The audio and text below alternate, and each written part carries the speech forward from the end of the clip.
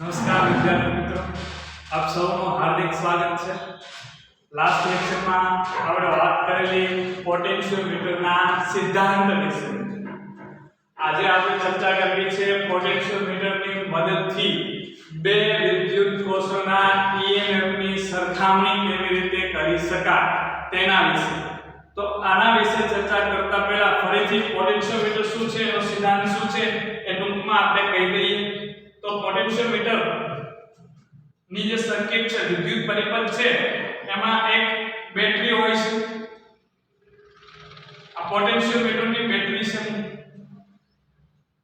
આ પોટેન્શિયોમીટરની બેટરી છે એનો આંતરિક અવરોધ ધારો કે સ્મોલ r જેટલો છે અને આ પોટેન્શિયોમીટરની બેટરીનું EMF ધારો કે એપ્સિલોન જેટલું છે. આવી એક બેટરી છે. આ પોટેન્શિયોમીટર બેટરી છે એ બેટરીને એક લાંબા અવરોધક તાર સાથે જોડવામાં આવે છે. મિત્રો, આ એક લાંબો અવરોધક તાર છે કે જેને લાકડાના પાટિયા પર આ રીતે ઝિગઝેગ શેપમાં વાળેલ હોય છે. કારણ કે આ તાર લાંબો હોવાથી જો તારને સીધો રાખીએ તો જે આ ઉપકરણની લંબાઈ છે ખૂબ જ વધી જાય. એટલે આ એક અવરોધક તાર છે કે આ રીતે જેને આ રીતે ઝિગઝેગ શેપમાં એક પાટિયા પર લગાડેલ છે. નામ આપણે આ તારના એક છેડાને A નામ આપ્યું, બીજા છેડાને B નામ આપ્યું. તો મિત્રો, એક બેટરી છે કે જેનું EMF એપ્સિલોન છે અને એનો આંતરિક અવરોધ R છે. આવી બેટરીને એક અવરોધક તાર સાથે જોડવામાં આવે છે. કોની સાથે જોડવામાં આવે છે? અવરોધક તાર સાથે. અવરોધક તાર સાથે આપણે આ બેટરીને જોડી દીધું છે. વચ્ચે સિરીઝમાં એક રેઝિસ્ટન્સ બોક્સ રાખવામાં આવે છે. શું રાખવામાં આવે છે? રેઝિસ્ટન્સ બોક્સ, અવરોધ પેટી, કે જેથી કરીને જેની મદદથી તમે આ પરિપથમાંથી વહેતો પ્રવાહ છે એ નિયંત્રિત કરી શકો છો. Resistance box. આ રેઝિસ્ટન્સ બોક્સમાંનો અવરોધ તમે છે તમારી ઈચ્છા અનુસાર વધઘટ કરી શકો છો, બદલી શકો છો. એટલે તમે શું કરી શકો? આ જે પરિપથ છે એમાંથી વહેતો પ્રવાહ છે એ નિયંત્રિત કરી શકો છો. એના માટે રેઝિસ્ટન્સ બોક્સ રાખેલ છે. અગાઉ આપણે અગાઉના લેક્ચરમાં ચર્ચા કરેલી છે કે ધારો કે AB તાર જે છે A થી B સુધીનો તાર, AB તારની લંબાઈ, ધારો કે AB તાર કે જે અવરોધક તાર છે અથવા તો પોટેન્શિયોમીટર તાર કહેવામાં આવે છે, AB તારની લંબાઈ ધારો કે કેપિટલ L છે અને એકમ લંબાઈ દીઠ તારનો અવરોધ. કેટલી લંબાઈ દીઠ? એકમ લંબાઈ દીઠ તારનો અવરોધ ધારો કે ρ છે. કેટલો છે? ρ. આ AB અવરોધક તાર છે એની લંબાઈ L છે અને એકમ લંબાઈ દીઠ અવરોધ ρ છે. તેથી AB તારનો અવરોધ અથવા તો પોટેન્શિયોમીટર તારનો અવરોધ, AB તારનો અવરોધ જે છે એ શું થશે? ρ * L. એકમ લંબાઈનો અવરોધ ગુણ્યા તારની લંબાઈ એટલે શું થઈ ગયો? તારનો અવરોધ વેલ્યુ થઈ ગયો. મિત્રો, ઓહમના નિયમ મુજબ આ પરિપથમાંથી વહેતો પ્રવાહ તમે ફાઇન્ડ કરી શકો. ધારો કે રેઝિસ્ટન્સ બોક્સમાંથી લીધેલ અવરોધ Rb છે. અહીંથી 10 ઓહમ 20 ઓહમ તમારે અનુકૂળતા મુજબ. તો અહીંથી Rb રેઝિસ્ટન્સ બોક્સમાંનો અવરોધ ધારો કે Rb છે. તો ઓહમના નિયમ મુજબ આ પરિપથમાંથી વહેતો પ્રવાહ છે I એ શું થશે? તો કે પરિપથમાં લાગુ પાડેલ EMF ના છેદમાં પરિપથમાંનો અવરોધ. અહીંયા તો એક જ બેટરી છે મિત્રો, એટલે ડાયરેક્ટ તમે ઓહમના નિયમની મદદથી છે આન્સર લખી શકો. તો I શું થશે? તો કે EMF ના છેદમાં પરિપથનો અવરોધ. જો AB તારનો અવરોધ કેટલો છે? ρ વત્તા રેઝિસ્ટન્સ બોક્સનો અવરોધ Rb વત્તા બેટરીનો આંતરિક અવરોધ સ્મોલ r. તો આ પરિપથમાંથી વહેતો પ્રવાહ I છે એ શું થશે? ρ એટલે અવરોધક તારનો અવરોધ અથવા તો પોટેન્શિયોમીટર તારનો અવરોધ વત્તા બેટરીનો અવરોધ અને વત્તા રેઝિસ્ટન્સ બોક્સમાંથી યુઝ કરેલ અવરોધ Rb. એટલે આ જે પરિપથમાંથી વહેતો પ્રવાહ. હવે મિત્રો, આ પોટેન્શિયોમીટર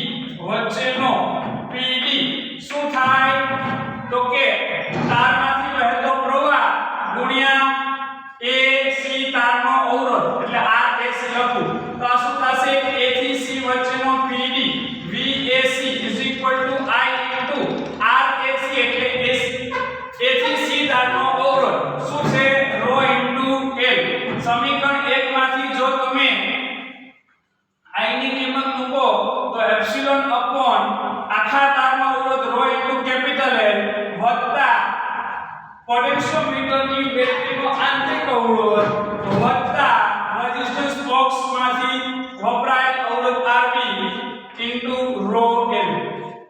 આ રો ને અહીંયા લખી દઉં તો તમે કૌંસની અંદરના બધા પદ જુઓ તો એ બધા પદ કેવા છે? અચળ પદો છે. કેવા છે? અચળ.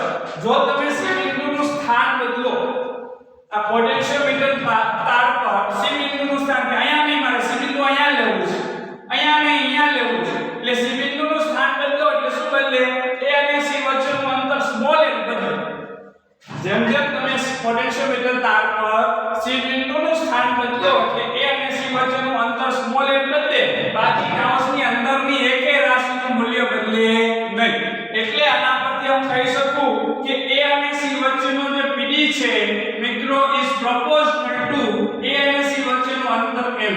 આ છે પોટેન્શિયોમીટરનો સિદ્ધાંત, જે આપણે લાસ્ટ લેક્ચરમાં ચર્ચા કરી હતી કે પોટેન્શિયોમીટર તાર પરના કોઈપણ બે બિંદુ વચ્ચેનો PD તે બે બિંદુ વચ્ચેના અંતરના સમપ્રમાણમાં હોય છે. આજે સમીકરણ નંબર 2 આપણે આપી દીધી. વધારાની વાત આપણે કરી હતી સમીકરણ 2 છે એ તમને A અને C વચ્ચેનો PD મળે છે, જેમની વચ્ચેનું અંતર કેટલું છે? l. તો સમીકરણ 2 પરથી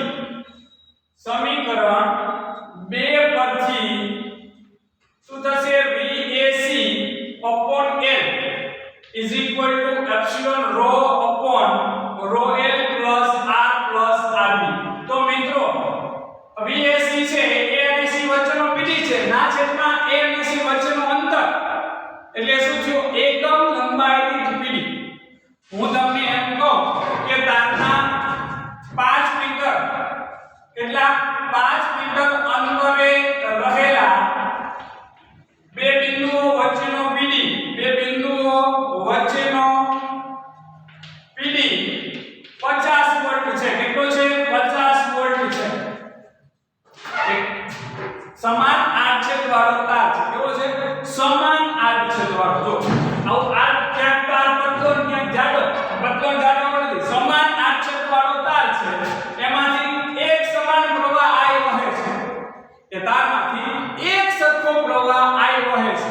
એટલે આ તારમાં બે છેડા તમને x અને y કહો તો x અને y વચ્ચેનો PD શું થાય મિત્રો? તો કે I ઇન્ટુ આ તારનો અવરોધ R થાય કે ના થાય? કે ના. એટલે મેં તમને કીધું ધારો કે 5 મીટર અંતર આ તારની લંબાઈ ધારો 5 મીટર છે, એટલે 5 મીટર અંતરે રહેલા બે બિંદુઓ છે તાર પરના, એની વચ્ચેનો PD કેટલો છે? 50 વોલ્ટ. તો એકમ લંબાઈ દીઠ PD શું થાય? એકમ લંબાઈ દીઠ એટલે 1 મીટર દીઠ PD 50 વોલ્ટ છે. કેટલા મીટર દીઠ છે? 5 મીટર દીઠ. તો એકમ લંબાઈ દીઠ PD, તો કે PD ના છેદમાં તારની લંબાઈ એટલે 50 વોલ્ટ ના છેદમાં 5 મીટર એટલે શું થશે? 10 વોલ્ટ પ્રતિ મીટર થાય કે ના થાય? 10 વોલ્ટ પ્રતિ મીટર. એટલે કે એકમ લંબાઈ દીઠ PD મિત્રો શું? એકમ લંબાઈ દીઠ PD. તો A અને C વચ્ચેનો PD ના છેદમાં A અને C વચ્ચેનું અંતર એટલે આ તો શું મિત્રો? એકમ લંબાઈ દીઠ PD. આ જે ડાબી બાજુ છે શું થયું? એકમ લંબાઈ દીઠ PD. એકમ લંબાઈ દીઠ પોટેન્શિયલ ડિફરન્સ. તો એને કહેવામાં આવે છે વિદ્યુત સ્થિતિમાન પ્રચલન સિગ્મા.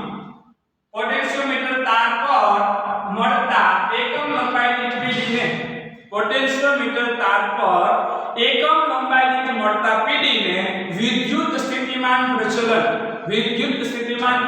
કહે છે. તો વિદ્યુત સ્થિતિમાન પ્રચલન એટલે PD ના છેદમાં લંબાઈ.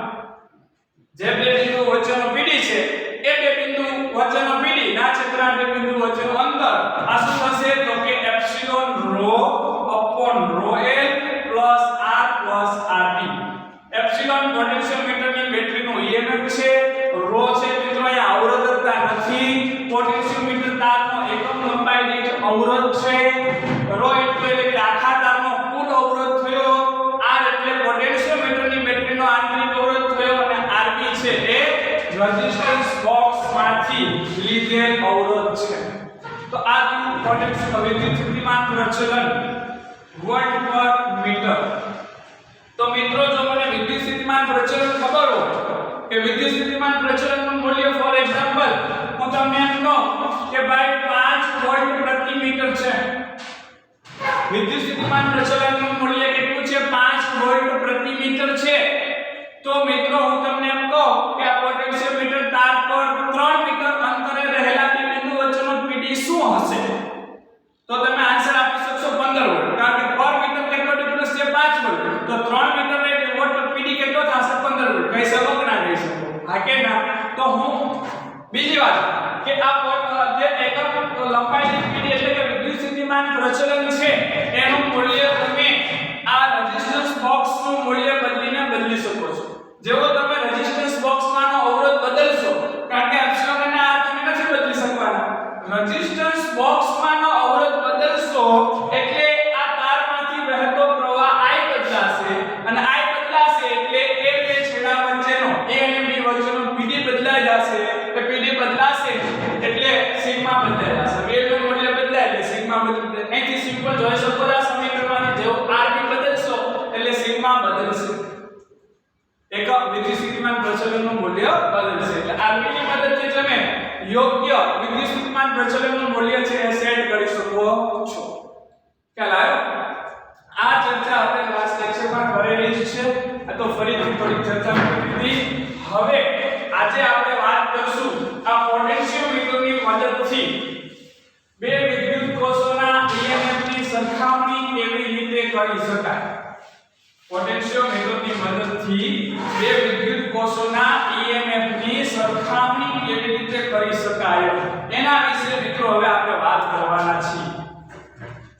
તો મિત્રો આપણી પાસે બે વિદ્યુત કોષો છે.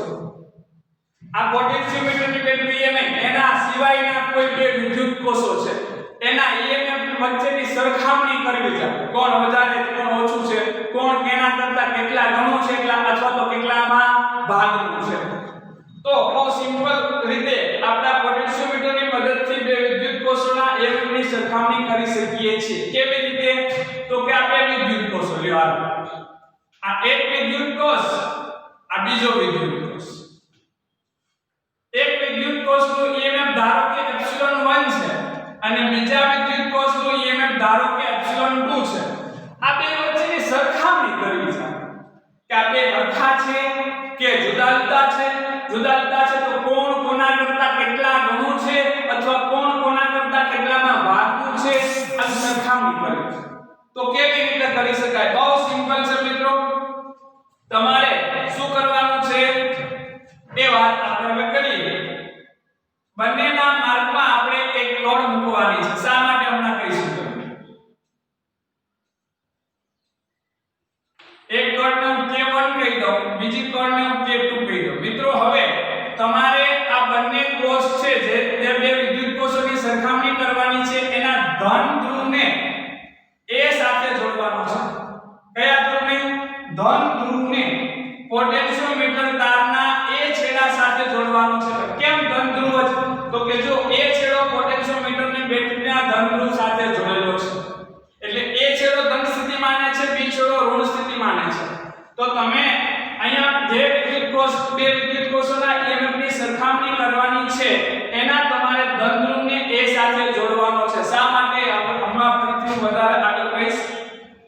અને એવી રીતે બીજા વિદ્યુત કોષના ધન ધ્રુવને પણ તમારે પોટેન્શિયોમીટર તારના A છેડા સાથે જોડવાનો છે. રાઈટ? ત્યારબાદ આ બંને ધ્રુવોના બંને કોષોના ધ્રુવને આપણે કોમન કનેક્શન કરી આ બંને જોડી અને એક છેડો છે આપણે ગેલ્વેનોમીટર સાથે જોડવાનો છે. ક્યાં જોડવાનો છે? ગેલ્વેનોમીટર સાથે. ત્યારબાદ ગેલ્વેનોમીટરનો જે બીજો છેડો વધશે એને આપણે જોકી સાથે જોડવાનો છે. કોની સાથે? જોકી. જોકી તો ખ્યાલ છે બધાને, એક સળિયા ટાઈપનું કનેક્શન છે, એક સળિયો જ છે, સમજી લો ધાતુનો સળિયો કે જેને તમે આ પોટેન્શિયોમીટર તાર પર આ રીતે સરકાવી શકો છો. શું કરી શકો છો? એક જગ્યાએ એક છેડાથી બીજા છેડા સુધી તમે એને સરકાવી શકો છો. બસ મિત્રો સર્કિટ બની ગઈ છે. આપણી સર્કિટ બની ગઈ છે. આ બે વિદ્યુત કોષોના EMF ની સરખામણી કરવાની છે. કેવી રીતે? તો કે સૌપ્રથમ કોઈ એક વિદ્યુત કોષને સર્કિટમાં જોડવાનો છે. મિત્રો અત્યારે આ સ્વિચ ખુલ્લી છે, તમે મને કહો કે ε1 એટલે કે આ પ્રથમ વિદ્યુત કોષ છે એમાંથી કોઈ પ્રવાહ વહેતો કારણ કે અહીં સર્કિટ ઓપન છે. ઓકે ચલો એપ્સિલોન 2 એટલે કે બીજો વિદ્યુત કોષ એમાંથી કોઈ જ વિદ્યુત પ્રવાહ વહેતો હશે તો કે ના, કારણ કે સર્કિટ ઓપન છે. એટલે સૌપ્રથમ કોઈ પણ એક વિદ્યુત કોષને પરિપથમાં જોડવાનો છે. તો ચાલો આપણે સૌપ્રથમ ધારો કે એપ્સિલોન 1 EMF વાળા વિદ્યુત કોષને સર્કિટમાં જોડીએ એટલે કે કળ K1 ને આપણે ક્લોઝ કરી દઈએ. ચલો કળ K1 ને આપણે ક્લોઝ કરી દીધી, મતલબ કે ઓન કરી દીધી. કળ K1 ને આપણે ઓન કરી, કળ K1 ને ઓન કરશું તો જો જઈ એપ્સિલોન 1 EMF વાળા વિદ્યુત કોષમાંથી હવે કાઈ પ્રવાહ વહેશે તો કે ના, હજી નહીં વહે. જો આ સર્કિટ જો મુખ્ય સર્કિટ છે, આપણે મેઈન સર્કિટ પોટેન્શિયોમીટર ની એમાંથી પ્રવાહ વહે છે. જો એ બંધ પરિપથ છે ને, ત્યાં મુખ્ય પરિપથ એક ક્લોઝ છે કે એમાંથી તો પ્રવાહ વહે, પણ એપ્સિલોન 1 EMF વાળા કોષમાંથી પ્રવાહ હજી વહેતો નથી. શું કામ? જો તમને એમ થાય અહીંથી જે પ્રવાહ આવે છે એમાંથી કંઈક આ બાજુ જશે, અહીંથી આ બાજુ તો કે નહીં જાય કારણ કે અહીંયા સર્કિટ ઓપન છે. ઓકે અહીંથી આ બાજુ તો કે નહીં જાય કારણ કે અહીંયા સર્કિટ ઓપન છે. Very good. તો એપ્સિલોન 1 EMF વાળા કોષમાંથી હજી કાંઈ પ્રવાહ વહેતો નથી. ઓકે ચાલો હવે આપણે જોકીકી છે એને છેડા A પાસે સંપર્કમાં લાવી. આપણી પાસે જે જોકીકી હતી એને આપણે છેડા A સાથે સંપર્કમાં લાવ્યા. જેવું સંપર્કમાં લાવશું એટલે હવે જો બંધ પરિપથ બની ગયું.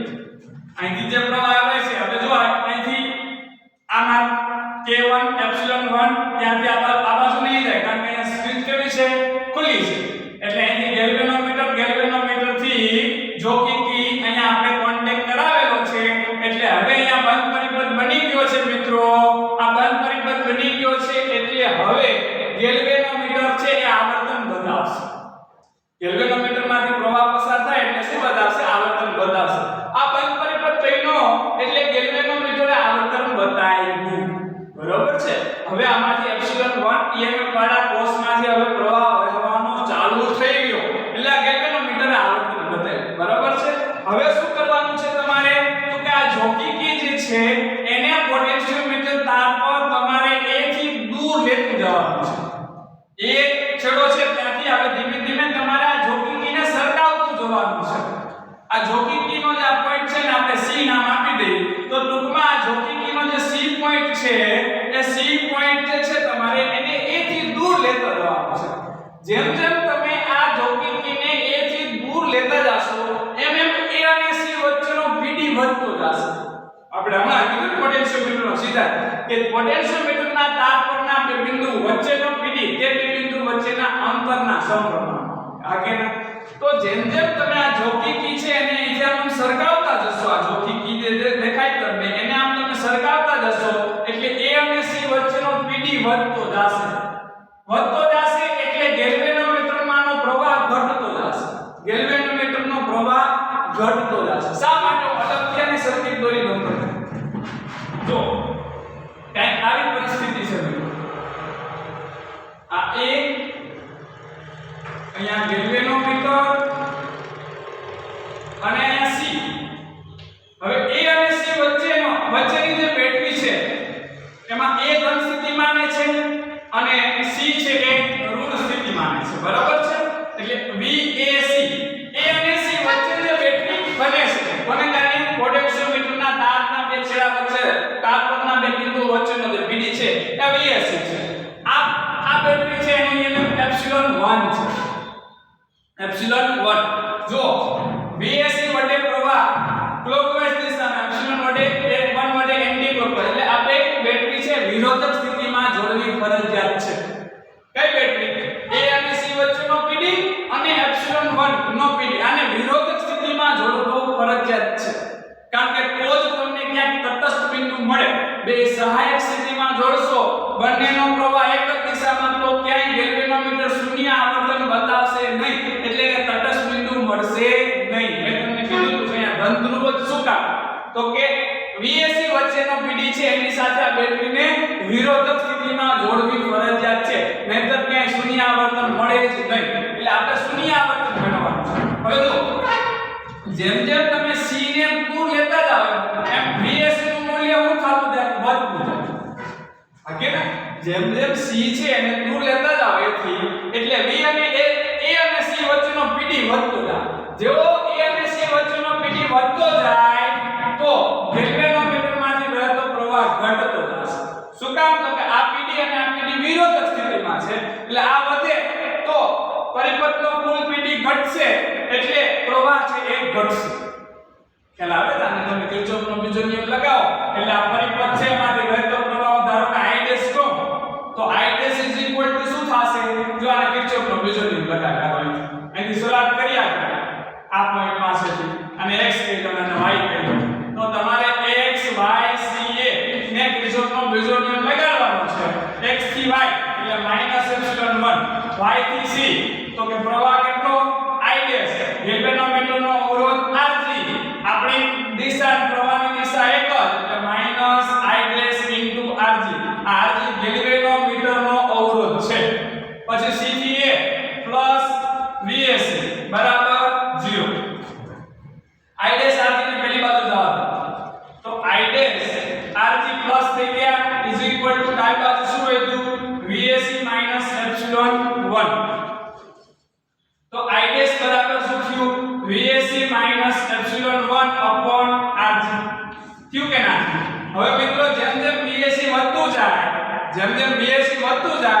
એમ I ડેશ ઘટતું જાય હા કે ના કારણ કે ઓલા બે તો ફિક્સ છે કોણ ε1 અને Rg બંને ફિક્સ છે એટલે Vsc વધતું જશે તો તફાવત ઘટશે એટલે I ડેશ ઘટશે હવે જ્યારે મિત્રો I ડેશ ઘટીને 0 થઈ જાય ત્યારે આ Vsc અને ε1 બંને કેવા હશે એક સરખા થઈ જશે હા કે ના જ્યારે I ડેશ ઘટીને જેમ જેમ આપણે c દૂર લેતા જાશું એમ પણ વધશે Vsc વધશે એટલે I ડેશ ઘટશે ઘટીને જ્યારે 0 થઈ જશે ગેલ્વેનોમીટર શૂન્ય આવર્તન બતાવી દેશે ત્યારે મિત્રો આ બે કેવા હશે ઇક્વલ હશે કોણ બે Vsc અને ε1 આ બંને એક સમાન હશે ત્યારે ગેલ્વેનોમીટર શૂન્ય આવર્તન બતાવશે ખ્યાલ આવ્યો બધાને હા કે ના તો હવે શું કરવાનું છે મિત્રો તો કે આ c છે જોગીકી એના તાર પર ખસેડતું જવાનું છે ક્યાં સુધી ખસેડવાનું છે તો કે જ્યાં સુધી ગેલ્વેનોમીટર શૂન્ય આવર્તન ન બતાવે ત્યાં સુધી એટલે ધારો કે તમે આ જોગીકીને ખસેડતા આ રીતે આમ ખસેડતા અહીંયા પૂગ્યા ત્યારે ગેલ્વેનોમીટરે શૂન્ય આવર્તન બતાવી દીધું ધારો અહીંયા ગેલ્વેનોમીટરે શૂન્ય આવર્તન બતાવ્યું ધારો બરાબર છે હવે ગેલ્વેનોમીટરનું શૂન્ય આવર્તન થયું એટલે એનો મતલબ કે a અને c વચ્ચેનો pd છે એ કોના બરાબર થઈ ગયો ε1 બરાબર હમણાં આખી પ્રોસેસ તે તમને સમજાય બરાબર છે તો ગેલ્વેનોમીટર છે અહીંયા આ બિંદુ પાસે શૂન્ય આવર્તન બતાવે છે તો આ બિંદુને તટસ્થ બિંદુ કહેવાય કઈ બિંદુ તટસ્થ બિંદુ નલ પોઈન્ટ કે જે બિંદુ પાસે ગેલ્વેનોમીટર શૂન્ય આવર્તન બતાવે છે તો તમારે હવે સિમ્પલ શું કરવાનું છે તો કે a થી c વચ્ચેનું અંતર માપી લેવાનું છે a થી c તારની લંબાઈ તો ધારો કે ac તારની લંબાઈ l1 છે a થી c તારની લંબાઈ ધારો કે l1 છે હવે c પાસે ગેલ્વેનોમીટર શું બતાવે મિત્રો શૂન્ય આવર્તન તો મેં હમણાં તમને આખી પ્રોસેસ સમજાવી કે c પાસે ગેલ્વેનોમીટર શૂન્ય આવર્તન બતાવતું હોય તો Vac બરાબર શું થશે ε1 હવે મિત્રો a અને c વચ્ચેની લંબાઈ કેટલી છે l1 તો આપણે અગાઉ જોયું હતું કે l1 બે વચ્ચેનું અંતર l1 હોય તો બે વચ્ચેનો pd શું થાય કયા બે વચ્ચેનો pd a અને c વચ્ચેનો pd શું થાય તો કે સિગ્મા ગુણ્યા l1 હા કે ના જ્યાં સિગ્મા શું છે જ્યાં સિગ્મા એકમ લંબાઈ દીઠ pd કયા તાર માટે પોટેન્શિયોમીટર તારનો એકમ લંબાઈ દીઠ pd એટલે વિદ્યુતસ્થિતિમાન પ્રચલન છે જેનું મૂલ્ય તો કે epsilon rho upon rho l plus r d છે બરાબર છે આ તટસ્થ બિંદુ કયા કોષ માટે શોધ્યું પ્રથમ કોષ માટે હવે સેમ પ્રોસીજર બીજા કોષ માટે કરવાની છે સેમ પ્રોસીજર પાછું તટસ્થ બિંદુ ફાઇન્ડ કરવાનું છે કોના માટે બીજા કોષ માટે તો બીજા કોષ માટે જ્યારે આપણે તટસ્થ બિંદુ ફાઇન્ડ કરશું ત્યારે k1 ને ફરીથી શું કરશું ઓપન કરી દેશું ખુલ્લી કરી નાખશું k1 ને ખુલ્લી કરશું આ જોકીની પાછી આપણે તાર પરથી લઈ લીધી છે, K1 ને ખુલ્લી કરી દીધી છે. હવે તમારે K2 ને જોડવાની છે. K2 છે એને તમારે ઓન કરવાની છે. જેવી તમે K2 ઓન કરશો એટલે હવે પરિપથમાં કોણ જોડાણું મિત્રો? બીજો વિદ્યુત કોષ. K2 ને ઓન કરીએ એટલે હવે પરિપથમાં કોણ જોડાણું? બીજો વિદ્યુત કોષ. ફરીથી સેમ પ્રોસીજર. જોકીની છે એને તમારે એ છેડા પાસે ક્યાંથી? પોટેન્શિયોમીટર તાર પરના એ છેડાથી આમ સરકાવતું જવાનું છે. એવું બિંદુ શોધવાનું છે કે જ્યાં ગેલ્વેનોમીટર શૂન્ય આવર્તન બતાવે. અત્યારે શૂન્ય જ હશે ભાઈ. શું કામ? તો જોકીની તાર સાથે સંપર્કમાં છે જ નહીં એટલે સંપર્કમાં ના હોય ત્યારે શૂન્ય આવર્તન એમ નહીં, સંપર્કમાં રાખીને શૂન્ય આવર્તન વાળું બિંદુ શોધવાનું છે. તો આ જોકીની છે એને આપણે ફરીથી એ પાસેથી શરૂઆત કરી અને આપણે એને આ પોટેન્શિયોમીટર તાર પર આ રીતે આમ સરકાવતા જશું. એટલે ગેલ્વેનોમીટર અત્યારે કાંઈક આવર્તન બતાવે છે મિત્રો. હવે એ આવર્તનની અંદર તમે દૂર જશો એમ ઘટતું જશે. એવું બિંદુ શોધવાનું છે જ્યાં શૂન્ય આવર્તન થાય. તો ધારો કે અહીંયા શૂન્ય થઈ ગયું. આ બિંદુને આપણે સીધેસ કહી દઈએ. તો તમારી જોકીની અહીંયા પૂરી અહીંયા ત્યારે તમારું શું થઈ ગયું? આ ગેલ્વેનોમીટરનું આવર્તન શૂન્ય થઈ ગયું. તો તમારે ફરીથી A થી C સુધીનું અંતર માપી લેવાનું છે. A C ધારો કે L2 થયું. A થી C સુધીનું અંતર છે ધારો કે L2 થયું. મિત્રો હવે જો C પાસે જ્યારે જોકી આવી ત્યારે ગેલ્વેનોમીટરનું આવર્તન શૂન્ય થઈ ગયું. તો અગાઉના પ્રોસીજરને સમજાવીએ કે તો હવે A અને C વચ્ચેનો PD કોના બરાબર હશે? એપ્સિલોન 2 બરાબર હશે. કોના બરાબર હશે? એપ્સિલોન 2 બરાબર. તો મિત્રો VAC હવે કોના બરાબર હશે? એપ્સિલોન 2 બરાબર હશે. હવે A અને C વચ્ચેનું અંતર કેટલું? L2 છે. તો VAC બરાબર શું લખીશ? Sigma L2. મિત્રો એક બીજી વાતની ચોખવટ કરી દઉં કે પ્રથમ કોષ માટે અને બીજા કોષ માટે આપણે તટસ્થ બિંદુ શોધવાનું છે. તે દરમિયાન વિદ્યુત સ્થિતિમાન પ્રચલન એક સરખું રાખવાનું છે. એટલે કે એક વખત તમે પ્રથમ કોષ માટે તટસ્થ બિંદુ શોધ્યું, પછી બીજા માટે શોધવાનું છે. વચ્ચે ક્યાંય તમારે RV બદલવાનો નથી. કારણ કે RV બદલો તો સિગ્મા બદલી જાય. એટલે વચ્ચે ક્યાંય નથી બદલવાનું. એક વખત સેટ કરી લીધું પછી બંને કોષનું તટસ્થ બિંદુ એમનેમ શોધવાનું છે. વચ્ચે ક્યાંય સિગ્મા બદલવાનું નથી. એટલે સિગ્મા પ્રથમ કેસમાં જેટલું હતું એટલું જ બીજા કેસમાં. એટલે સિગ્મા L2 બરાબર એપ્સિલોન 2 થયું કે ના થયું મિત્રો? આ સમીકરણ નંબર 2. બસ વાત પૂરી થઈ ગઈ મિત્રો. બે કોષના એકમની સરખામણી થઈ ગઈ. જુઓ સમીકરણ 1 અને 2 નો ગુણોત્તર લઈએ. સમીકરણ 1 અને 2 નો ગુણોત્તર લેતા બંનેનો આપણે ગુણોત્તર લઈએ તો ડાબી બાજુ શું થાય? સિગ્મા L1 સિગ્મા L2 બરાબર જમણી બાજુ એપ્સિલોન 1 ના છેદમાં એપ્સિલોન 2 અથવા એપ્સિલોન 1 એપ્સિલોન 2 L1 L2.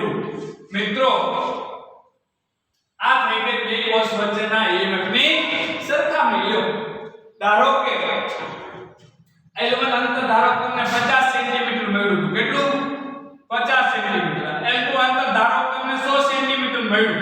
તો અહીંથી સરખામણી થઈ ગઈ મિત્રો. એપ્સિલોન 1 ના છેદમાં એપ્સિલોન 2 બરાબર 50 ના છેદમાં 100 એટલે કે 1/2 એટલે કે એપ્સિલોન 2 2 ટાઈમ્સ એપ્સિલોન 1.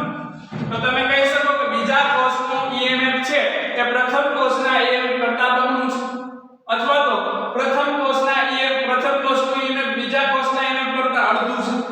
થઈ ગઈ ના થઈ ગઈ? યસ સર, બહુ સિમ્પલ વાત છે.